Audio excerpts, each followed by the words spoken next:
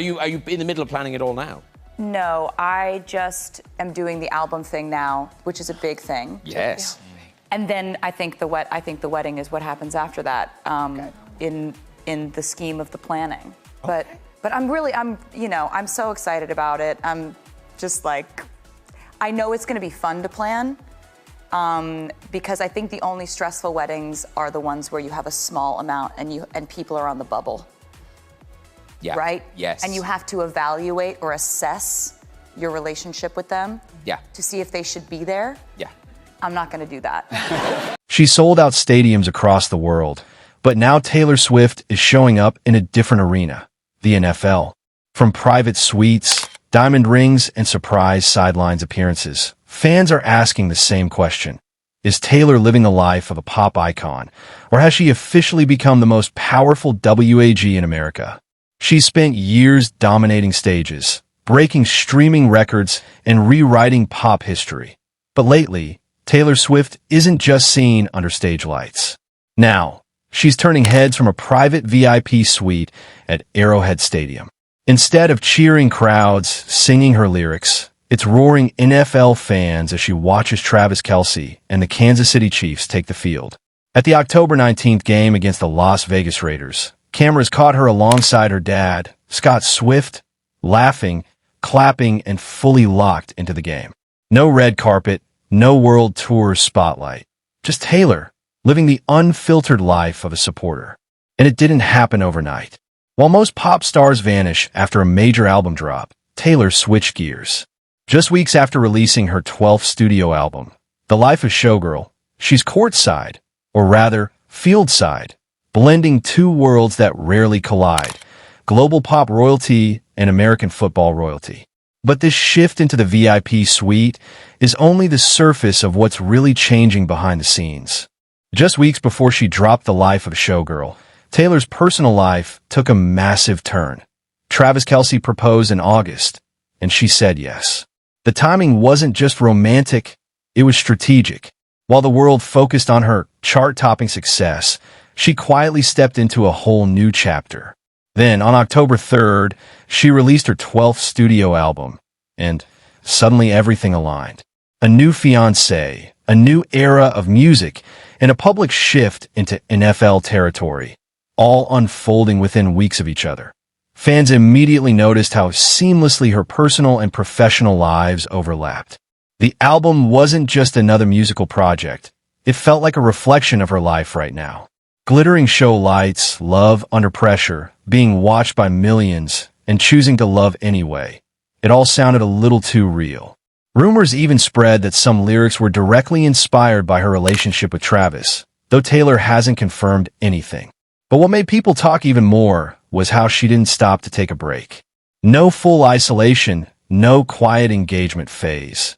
Instead, she went from recording studios to stadium suites, from love songs to locker room celebrations. And this wasn't a coincidence. It felt like Taylor was building a storyline, one where the album, the engagement, and the NFL spotlight are all pieces of the same puzzle. But if this was just the beginning of her new era, what came next caught even more attention. Every time Taylor steps into a stadium now, it turns into headline material. And it's not just because she's there to clap for a touchdown. At the October 19th Chiefs versus Raiders game, cameras didn't just catch her reaction. They followed her every move.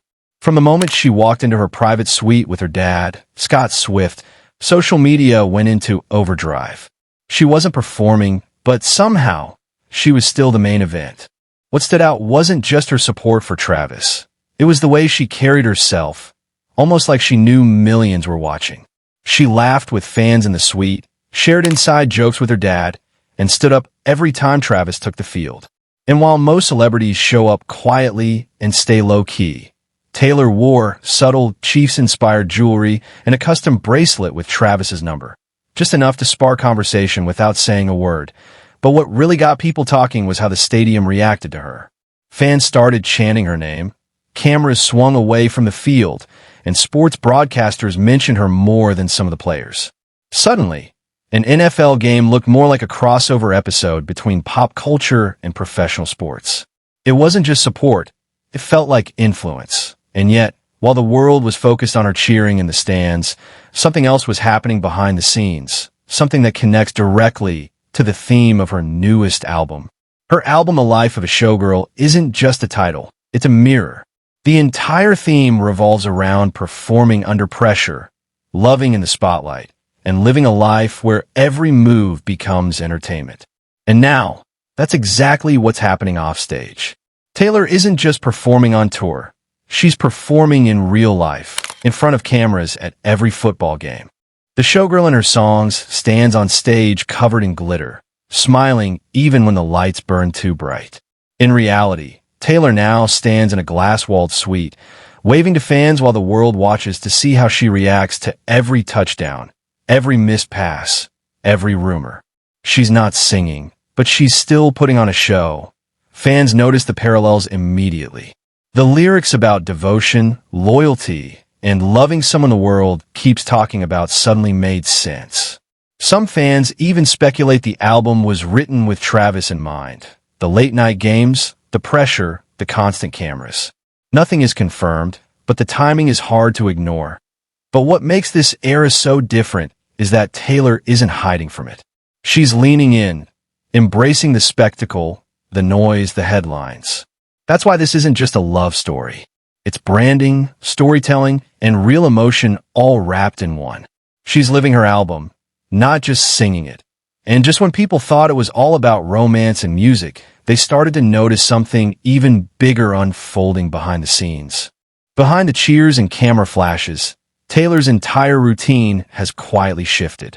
Every game day now runs like a carefully timed operation. She arrives early, avoids crowded entrances, and is escorted straight to private suites, not just for privacy, but to control the narrative. Even her outfits feel strategic, casual enough to look effortless, but detailed enough to spark headlines. A bracelet here, a Chiefs red jacket there, subtle messages without saying a word.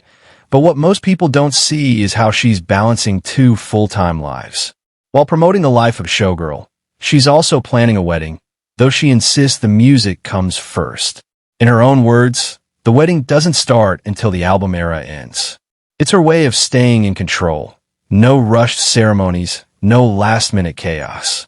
She's doing it on her schedule, not the world's. Those close to her say even family dynamics have changed. Her dad, Scott Swift, has been appearing by her side more than ever, especially after health concerns earlier in the year. Seeing him next to her in the VIP suite isn't just fatherly support. It's a sign that family, relationships, and real life are slowly blending into her career decisions. And while fans see the smiles and celebrations, insiders claim there's a full team working behind the scenes, managing security, media angles, and timing her appearances to perfection. Because at this point, every time Taylor walks into a stadium, it's no longer just a date night. It's an event. But as her influence stretches from stage lights to stadium lights, the real question becomes, what does all of this mean for her future, and how far will this crossover go? Whether people love it or not, Taylor showing up at NFL games has changed more than just the camera angles. It's shifted culture. Each time she steps into a stadium, viewership spikes, merchandise sales jump, and a wave of new fans, mostly young, mostly not football watchers, tune in just to catch a glimpse. Broadcasters mention her more than some players, and NFL social media accounts quietly lean into the attention because they know it works. This isn't just a celebrity romance anymore. It's a merger of two powerful industries. Music and sports are suddenly sharing the same headlines, the same audiences, even the same marketing strategies. Brands that once targeted football dads are now advertising to Swifties. Jersey sales for Travis Kelce skyrocketed. Ticket prices climbed. And every game she attends becomes a global trending topic within minutes. But there's another ripple, too, the personal one. For the first time in her career, Taylor isn't just writing the story. She's living it in real time, with millions watching every glance, every lyric, every sideline smile. Some people say she's losing her mystery. Others argue she's never had more control, because instead of hiding from a noise, she's directing it. And if this blending of stadiums and spotlights is only the beginning, what comes next might be even bigger. A wedding watched by the world? A halftime show, a new era of storytelling through love, luxury, and end zones. Whatever it is, she's already changed the game.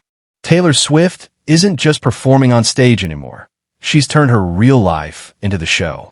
In one moment, she's dropping a record-breaking album. In the next, she's in a stadium suite, cheering for the man she's about to marry. It's music, love, fame, and strategy all happening at the same time, and she's controlling every frame of it.